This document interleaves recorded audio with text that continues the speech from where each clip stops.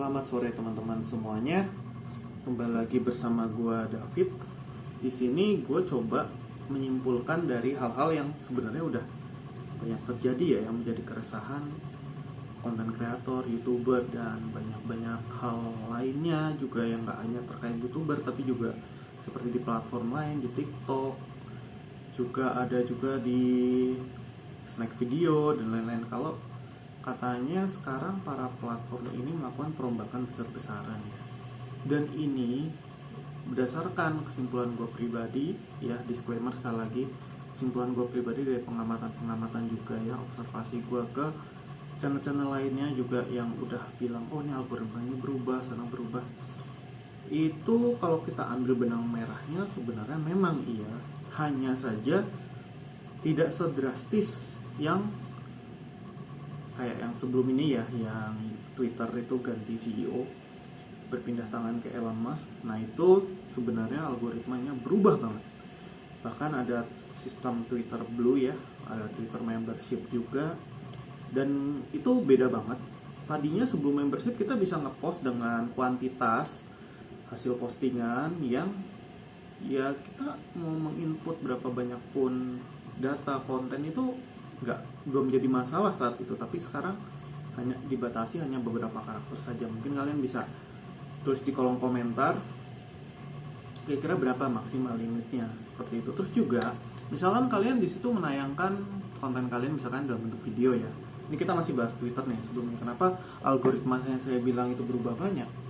Ya salah satunya itu tadi, video yang kalian unggah itu di Twitter menit hanya bisa maksimal nggak sampai 10 menit lah ya, 3-5 menit atau 6 menit lah. Tapi kalau yang misalkan kalian sudah verified, sudah centang biru ya, dan apalagi mungkin kalian udah membeli paket membership yang baru, itu kalian bisa mengupload video sampai durasi dari setengah jam bahkan sampai 2 jam.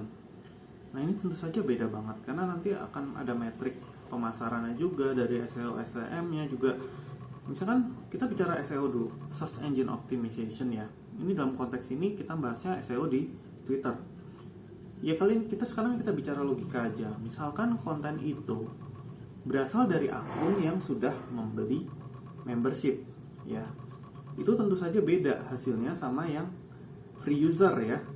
Karena di sini mana yang lebih memberi profit bagi Elon Musk dan pegawai-pegawainya, dan juga mungkin kalau dia memiliki investor juga pasti mana yang lebih memberi profit ke mereka itu ya sudah ketahuan lah siapa. Jadi pasti akan diprioritaskan siapa yang akan muncul lebih dulu, porsinya berapa persen, nanti sisanya baru yang muncul yang free user, seperti itu ya. Nah misalkan bagaimana bang kalau Facebook ya?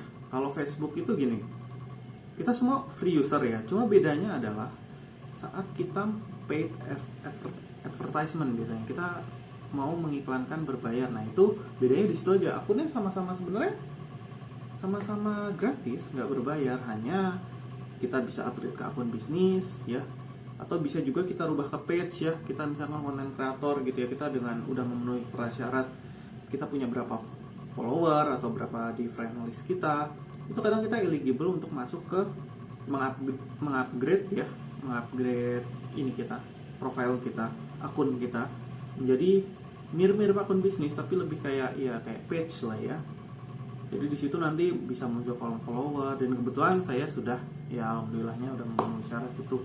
Tapi ya di sini saya belum memaksimalkan potensinya, karena bisa dibilang sebenarnya potensinya itu lebih kayak kita mau menjamah ke ranah yang lebih luas lagi. Misal Facebook Reel itu ekuivalennya ya, istilahnya yang sebandingnya itu dengan YouTube Shorts.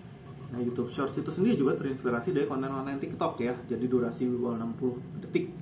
Nah misalkan kita mau masuk ke Facebook Reel, itu kalau kita dari misalkan akun kita sudah konten kreator yang verified ya, yang dalam artian kita udah upgrade ke page, itu akan lebih mudah. Dan ya sekali lagi kita kalau denger ya, boleh diralat saya salah atau benarnya, itu juga akan lebih mudah dipromot YouTube juga, seperti itu. Terus tadi apalagi ya, itu juga misalkan kalian akun TikTok ya. Dulu itu TikTok itu sebenarnya lebih ke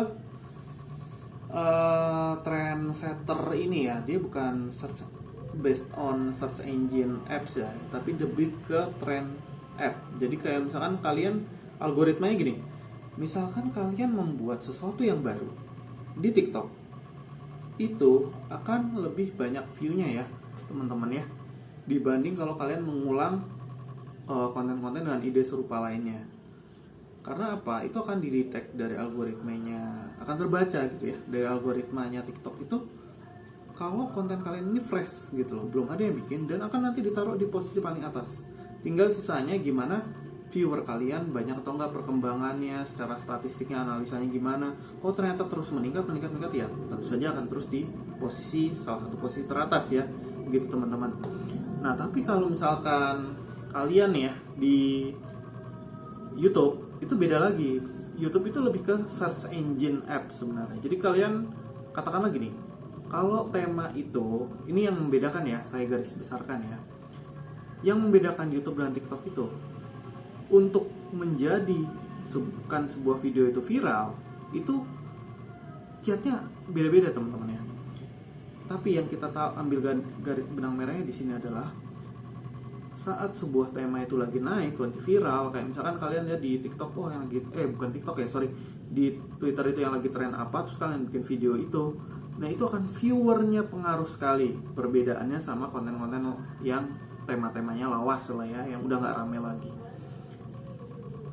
Itu artinya kalian mau baru join bandwagon, itu tuh trennya udah banyak orang bikin, itu tuh lagi rame banget dan konten kalian nggak unik, nggak beda sama yang lain, itu sebenarnya nggak masalah gitu loh. Justru itu yang diinginkan oleh pihak YouTube agar bisa mengangkat video kalian gitu loh, dengan ya tentu saja dengan lebih cepat ya. Kalian tentu saja masih bebas bikin konten yang maksudnya tuh full banget 100% original kalian ya. Maksudnya di sini dalam arti idenya juga benar-benar fresh, nggak apa-apa juga.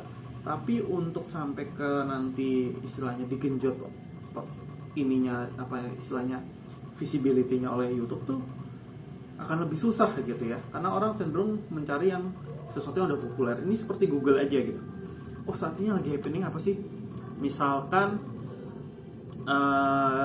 tentang konten Upin Ipin.